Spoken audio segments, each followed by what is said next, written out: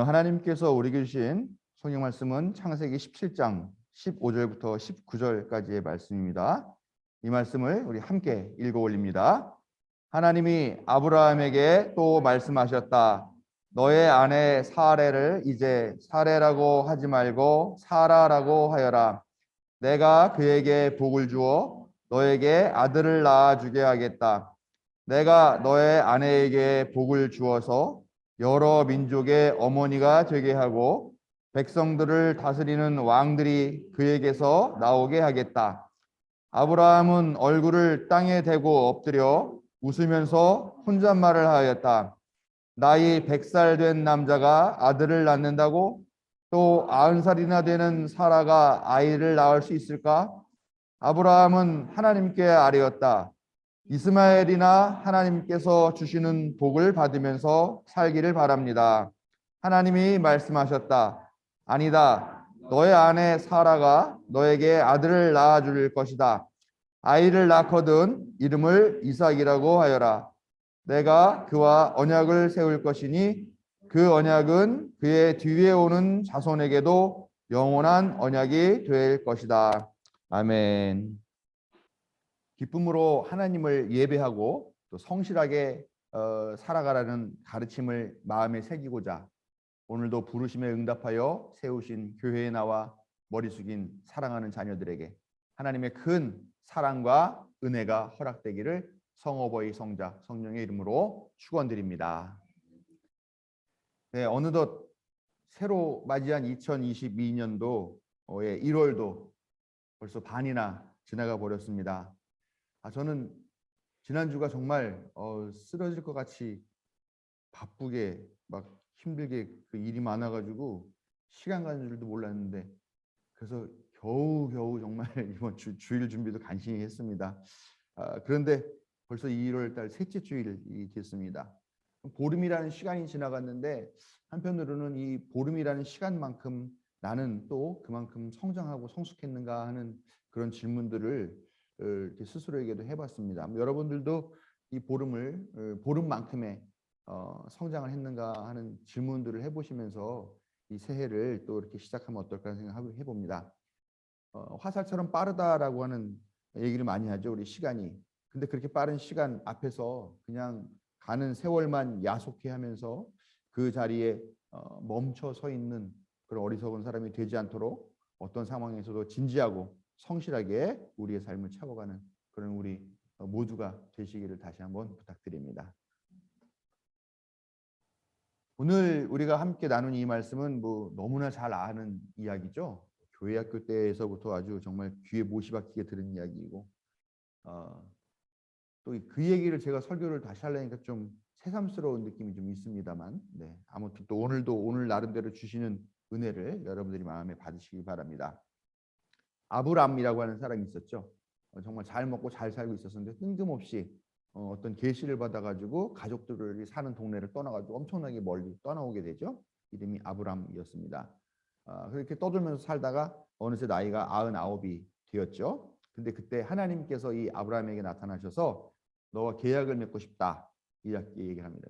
너가 나의 백성이 되고 내가 너의 하나님, 너의 신이 되어주겠다 약속하시죠. 그러면서 크게 번성하게 하겠다. 네가 여러 민족의 아버지가 되게 하겠다. 그래서 너의 이름을 바꿔라. 너의 이름 아브람은 존귀한 아버지라는 뜻인데 그게 아니라 이제는 많은 사람의 아버지라는 뜻인 아브라함으로 이름을 바꿔라. 이렇게 하시면서 이름을 새로 지어주시죠. 그런데 99살인 이 아브라함은 실상은 아이를 낳지 못할 만한 그런 나이가 됐죠. 나이가 본인 나이도 99세가 됐고 본처 사례는 지금 나이가 90살이 되었다고 합니다. 그 아이를 그동안 낳지 못했어요. 뭐 아들을 못 낳는 건 뭐 당연하고 딸도 못 낳고 전혀 생산을 하지 못하는 그런 나이가 됐는데 하나님이 이 사라에게도 사라라고 하는 이름을 새 이름을 주시면서 내가 그 사라가 아들을 낳게 해주겠다라고 그렇게 말씀을 해주시죠. 아브라함이 이 계약을 하나님과 맺으면서 그 앞에 엎드려 조아려 있으면서 내가 이분이 나의 신이 된다고 하시니까 내가 이분을 잘 모셔야 되겠다라는 생각을 하기는 하지만 속으로는 이 말씀을 듣고서 웃음이 나온 거죠. 그래서 혼자말로 아유 그게 어떻게 말도 안 되는 일이 가능하겠습니까? 내 나이가 몇인데 이렇게 얘기를 했다고 합니다. 그런데 그 말을 듣고서 하나님이 아주 단호하게 말씀하시죠. 내가 약속한다. 너가 아들을 낳을 것이다.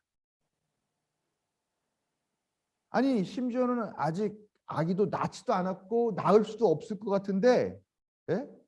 그또 자기의 몸뚱아리도 이미 너무 늙어가지고 어떤 그런 성적인 구실을 하지 못할 것 같은데 그 부부에게 아이를 낳을 거니까 그의 아이의 이름을 이삭이라고 하라고 하면서 아이 이름까지 지어주시더라라는 것이죠. 그러니까 아브라함은 도무지 그 말이 믿을 수가 없고 말도 안 된다고 생각해서 제가 여종을 통해서 낳은 아들 이스마엘이 있으니까 이 이스마엘이나 하나님 복을 잘 받고 살았으면 좋겠습니다. 그냥 그에게나 복을 베풀어 주십시오 라고 그렇게 얘기를 했지만 하나님은 역시 아주 단호하게 내가 약속한다라고 또 재차 말씀하시더라라는 겁니다. 다 잘 아시는 이야기죠? 그런데 이 이야기에서 한 장을 더 넘겨서 읽어보면 18장에 보면은 이 똑같은 이야기 한 번 더 나옵니다. 근데 이야기가 흐름이 조금 달라요. 그러니까 아마 한 가지 이야기가 있는데 그 이야기를 해석하고 또 전하는 두 개의 서로 다른 전승이라고 이야기를 할 수가 있습니다. 18장에서는 하나님이 나타나시는 게 아니라 하나님의 천사, 하나님의 사자로 보이는 어떤 사람들이 나타나가지고 이 사라와 이야기는 중심으로 이야기를 합니다. 그래서 사라에게 똑같은 약속을 그렇게 하니까 사라가 속으로 나는 기력이 다 쇠진하였고 나의 남편도 늙었는데 어찌 나에게 그런 즐거운 일이 있으랴 하고 속으로 생각하면서 웃었다라고 얘기를 합니다. 그러니까 왜 내 말을 듣고 웃느냐라고 천사가 물어보니까 이 사라가 무서워가지고 아유 저 웃지 않았습니다. 정말 웃지 않았습니다라고 거짓말을 했다 하는 이야기가 요 바로 다음 장 18장에 나오고 있습니다. 근데 어쨌건 이 두 개의 이야기가 나오는데 내용은 거의 같고 핵심은 같아요. 남편 아브라함이나 아내 사라나 둘 다 이 약속의 기분은 좋아요.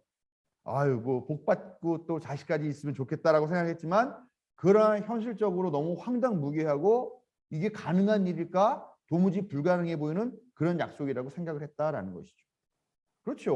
뭐 지금 간혹 가다가 뭐 해외 토픽 같은 데 나오죠. 뭐 90세 된 할아버지가 뭐 아들을 봤다 뭐 이런 얘기는 있지만 사실 여자 90이면은 이미 폐경이 다 또 끝나고 완전히 어떤 그 여성적인 그런 성적이나 아니면 자녀 생산 역할들을 할 수가 없는 그런 나이이니까 당연히 이게 불가능한 그런 이야기다. 불가능한 약속이다. 현실적으로 어려운 약속이다라고 그렇게 생각을 했던 거죠. 그런데 21장에 가면 뭐 그 사이에 뭐 얘기가 되게 많이 나옵니다. 21장에 가면 그 시간적으로 1년 정도가 흐른 거예요. 1년 후에 보니까 아브라함이 100살이 되었을 때 아들을 낳고 이름을 이삭이라고 지었다라고 나옵니다.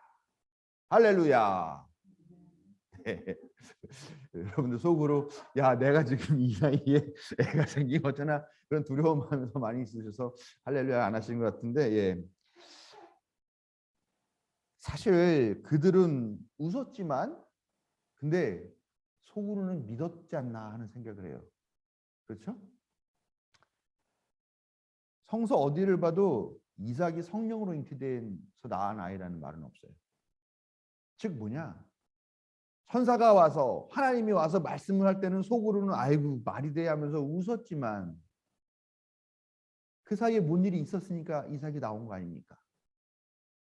뭐 옛날에 보면은 영화 그 노인네들의 성적인 내용을 다룬 이야기 뭐였죠? 죽어도 좋아? 뭐 그런 영화가 있었는데 참 사람들이 그 영화를 보면 좀 민망한 느낌이 들었다라고 하는데요. 아무튼 지금 나이 99살과 90세 먹은 이 사람들이 그런 약속을 듣고 속을 웃었지만 또 한편으로는 믿었나 봐요. 그러니까 그 이후에 둘 사이에 육체적인 접촉이 있었으니까 이삭이 태어날 수 있다는 거예요. 그들은 사실 말 그대로 이미 너무 늙어가지고 어떻게 보면 마른 가지처럼 되었고 또 말라버린 샘같이 되어진 자기의 그런 몸을 정말 더 이상 뜨거워지지 않는 그런 몸을 막 접촉하면서 노력을 하였기 때문에 그 결과가 이삭으로 나타난 것이 아니겠느냐라고 우리가 생각할 수가 있다는 거죠. 불가능해 보이지만 하나님이 약속해 주셨으니까 한번 믿고 따라 보기라도 하자. 그렇죠? 내가 너를 큰 부자가 되게 하겠다. 넌 로또에 당첨될 거다. 라고 하나님이 약속해 주시면 뭐 합니까? 내가 가서 로또를 사서 그걸 갖고 와야 되는 거잖아요.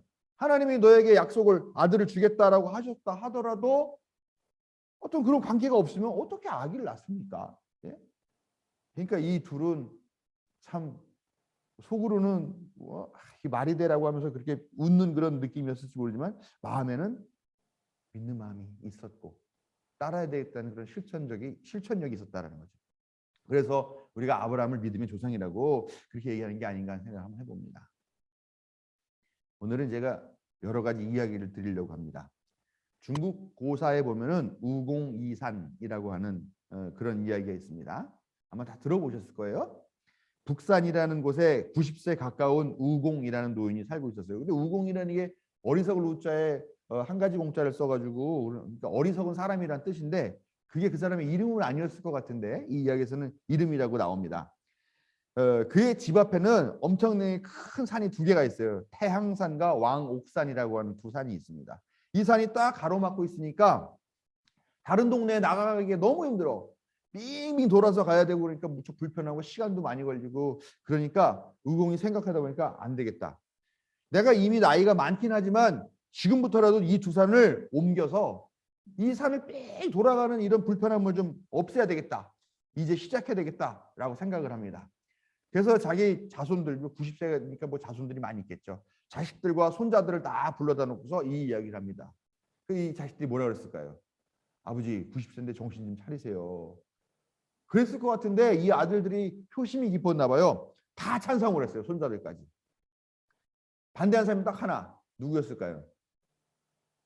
항상 남자의 발목을 잡는 건 여자죠. 아내가 걱정이 되니까 나이 90인 사람이 그 하다가 산에 가서 그 일하다가 쓰러지면 어떡합니까? 그러니까 말리면서 뭐라고 핑계를 대냐면 여보 저렇게 큰 산이 있는데 저거를 그러면 저 산을 파서 어디다가 또 옮겨 놓으려고 그랬더니 저 발해라고 하는 바다가 있는데 거기다 갔다가 그 바다를 메우면 돼 이렇게 이야기를 하면서 우겼다고 그래요. 그러니까 어쩔 수 없이 찬성을 했습니다.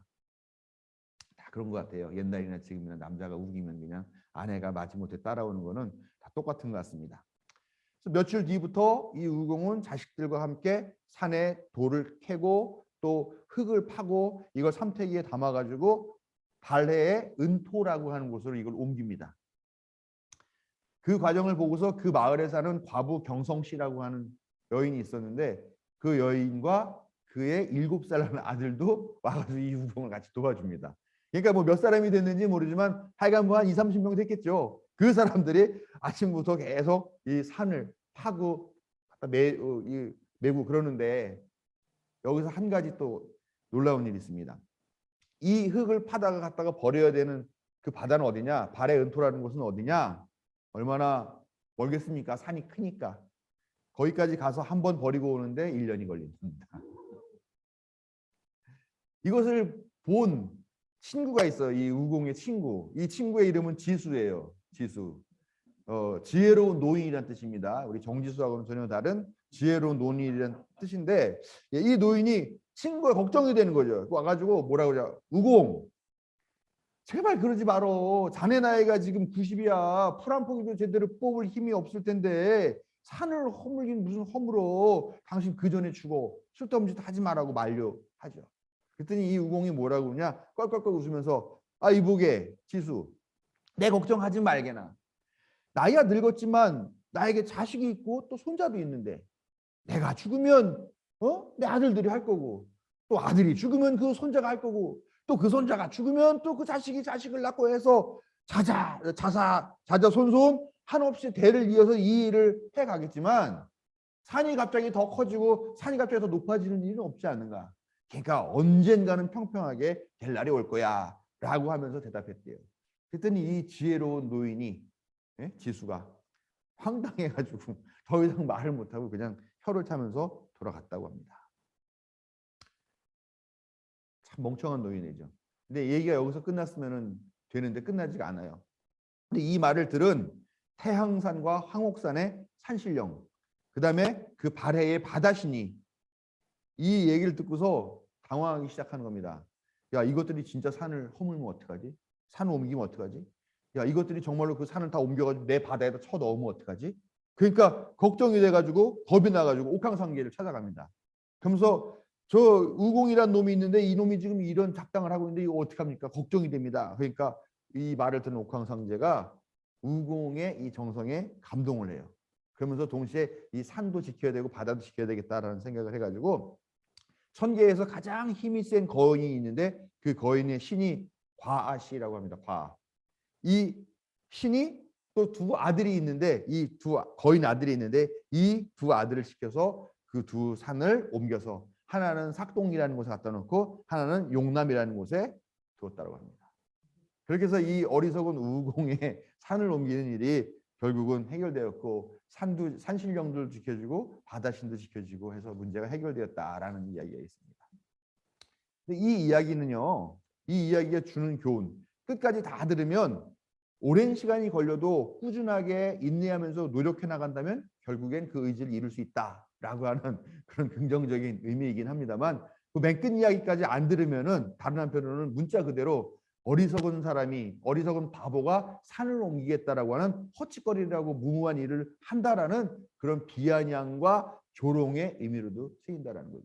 실제로 이 이야기가 두 가지 의미로 다 쓰입니다. 어떤 사람은 긍정적인 의미를 쓰고 어떤 사람은 비아냥과 조롱의 의미로도 이 고사를 쓰고 있습니다.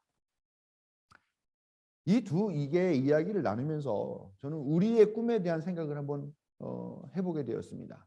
우리의 꿈 뭡니까? 우리의 꿈. 큰 돈 벌고 로또 당첨돼가지고 떵떵거리면서 고층 뭐 스카이캐슬 같은 아파트에 사는 그런 게 꿈이 아니잖아요. 우리의 꿈은 하나님 나라가 꿈이잖아요. 모든 인간이 다 인간다운 대접을 받으면서 인간답게 그리고 오손도손 정답게 화합하며 나누면서 살아가는 그런 세상에 대한 꿈이 우리가 있잖아요. 모든 인간이 다 하나님의 형상 따라 지음받은 존재로 존엄성을 갖고 있다는 걸 인정받으면서 사는 세상 말입니다. 하나님께서 아름답게 만드신 이 우주 만물 자연 생태계랑 갈등하고 서로 막 해치고 막 이게 코로나랑 싸우고 이러는 게 아니라 서로 공존하는 그런 세상. 소유 때문에 반복하고 대결하고 한 것이 아니라 기꺼이 자기가 가진 것을 서로를 위해 나누고 베푸는 그런 세상. 힘 있는 사람이 그 힘을 자기 것을 추구하기 위해서 쓰는 것이 아니라 약한 사람을 억압하고 군림하는 것이 아니라 그 힘으로 모든 사람을 돕고자 사용하는 그런 세상. 사람들이 탐욕이 아니라 도덕이나 양심에 따라 사는 그런 세상. 또 차별도 없는 세상. 얼마나 많은 일들이 벌어지고 있습니까? 지금. 또 노동자가 또 이번에 또 억울하게 또 유명을 달리하셨잖아요. 6명이나 참 기가 막힌 일들입니다. 그러나 우리가 꿈꾸는 이 세상은요. 다른 사람들, 이 세상 사람들이 보면은 뭐냐? 한마디로 비웃음밖에 안 나오는 그런 세상이잖아요. 야, 그런 세상이 어디 있냐?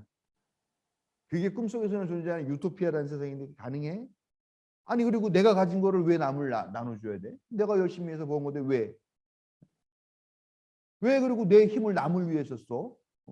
나만 위해서 쓰면 되지.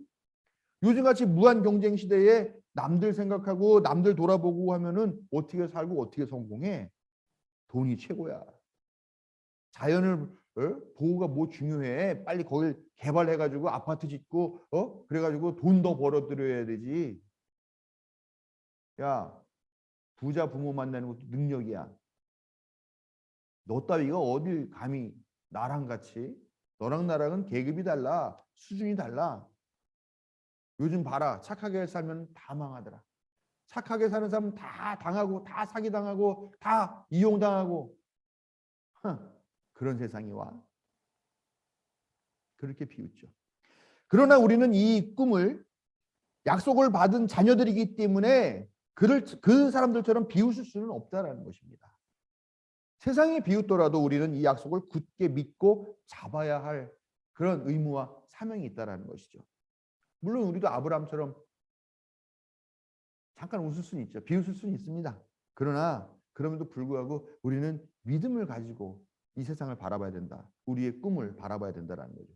말도 안 되는 일이라고 생각을 했지만 어떻습니까? 아브라함과 사라가 이미 굳어버리고 식어버린 그 몸을 접촉하면서 노력하였던 것처럼 그런 믿음을 가져야 된다. 그리고 우직한 노인 우공처럼 신념을 가져 끈기를 갖고 포기를 모르는 그런 신념을 가지고 살아가야 된다. 그러면 우리도 하늘에 울림, 지성이면 감천, 지극한 정성이면 하늘도 감동한다라고 하는 것을 분명하게 경험하게 될 줄로 믿습니다. 오늘은 제가 계속 이야기를 합니다. 인도의 다슈라트 만지라고 하는 사람이 있습니다.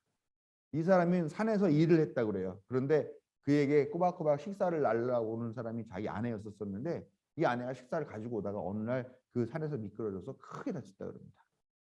그가 다친 아내를 보고서 달려가가지고 이 아내를 들쳐업고서 병원을 갑니다. 근데 병원까지 가려면 얼마를 가야 되냐? 55km를 가야 된다고 합니다. 그러니까 뭐 차를 타고 가도 한참 걸렸을 거고, 근데 뭐 차도 뭐 쉽지가 않으니까요. 뭐 걸어가기도 하고 뭐 차 타고 뭐 그렇게 했겠죠.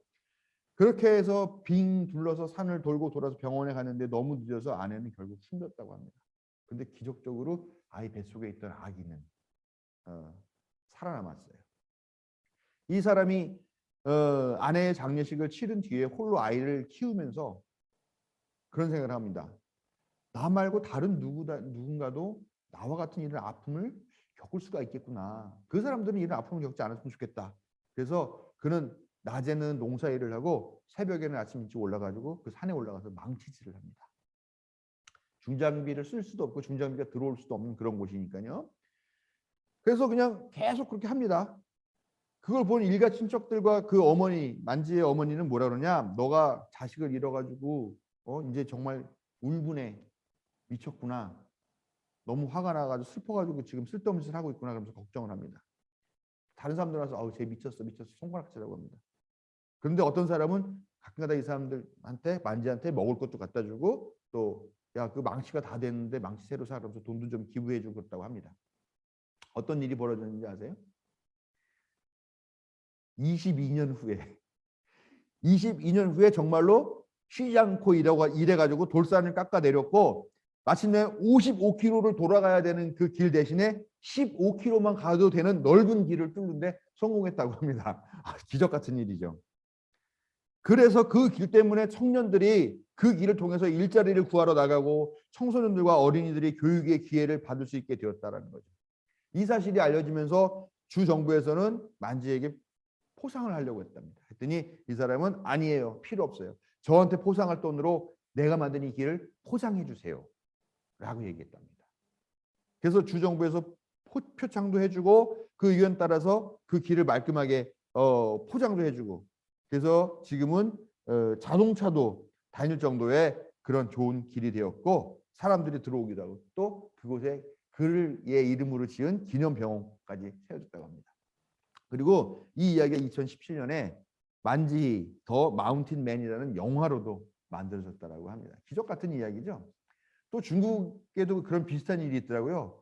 90년대 중반부터 후반까지 또 2000년대부터 중국에서 두 사람이 각각 17년과 6년에 걸쳐서 자기 사비와 사적인 노력을 들어가지고 터널을 뚫었다고 합니다. 참 대단하죠. 터널 공사 같은 거는 국가에서만 하는 거라고 생각하는데. 또 장지오노라고 하는 사람이 쓴 나무를 심는 사람이라는 이야기 아마 많이들 들어보시고 아마 애니메이션으로도 보시고 그랬을 것 같아요. 주인공이 어느 우연히 오지에 갔다가 거기서 한 양치기를 봅니다. 근데 이 양치기가 양을 키우면서 도토리를 이렇게 다 심으면서 나무를 심으면서 이렇게 지나요. 이 주인공이 1차 대전 참전하느라고 5년 동안 가 있다가 이제 조용한 데 가서 좀 쉬자 그러고 다시 이 마을을 찾았는데 와 보니까 황무지였던 마을에 완전히 울창한 참나무 숲이 되어 있는 걸 발견하죠. 또 봤더니 양치기였던 그 나무를 심는 사람은 지금 양을 치우지 않고 뭘 친다 그랬죠? 양이 그 나무의 싹을 빼먹고 그럴까봐 양을 안 치고 대신 벌을 친답니다. 그 벌이 날아가 가지고 이렇게 꽃을 피우고 한다고 그런 이야기를 하는 이야기가 나무를 심는 사람이라는 책인데요. 이런 이야기도 있죠. 근데 이 이야기가 알고 보니까 지어낸 이야기라고 그럽니다. 근데 현실에 있어요. 인도네시아에서 산불로 황폐해진 산에 홀로 묵묵히 20년간 바니안 나무 씨앗을 심어가지고 숲을 만든 농부, 이름이 사디만이라고 합니다. 그런 사람이 실제로 있습니다. 이 사람들이 어땠겠어요? 그 일을 하는 동안 주위에 있는 많은 사람들의 비웃음을 샀겠죠. 네? 그럼 어떤 사람은 또 소소하게 도와주는 사람들도 있었을 거고 응원해주는 사람들도 있었겠죠. 아무튼 결국에는 그들이 그들만의 하나님 나라를 만들어냈다는 것입니다. 우리가 처한 상황이 아무리 힘들어도 하나님 나라의 꿈을 포기하지 마시기 바랍니다. 믿음으로 한 걸음씩 내딛는다면 하나님이 반드시 응답하실 것이고 우리는 그 나라를 보고 그 나라에서 이웃과 생명이 누리는 행복을 보게 될 것입니다. 믿음은 바라는 것들의 실상이고 보이지 않는 것들의 증거라고 성서는 우리에게 분명히 약속해주고 있습니다. 세상이 비웃더라도 우리는 비웃지 말고 우리는 믿음을 잃지 말고 식어버린 몸을 비비고 오늘의 삽을 떠야 합니다. 하나님 나라의 약속을 결국에는 맛보는 그런 성도 여러분들 되시기를 축원드립니다.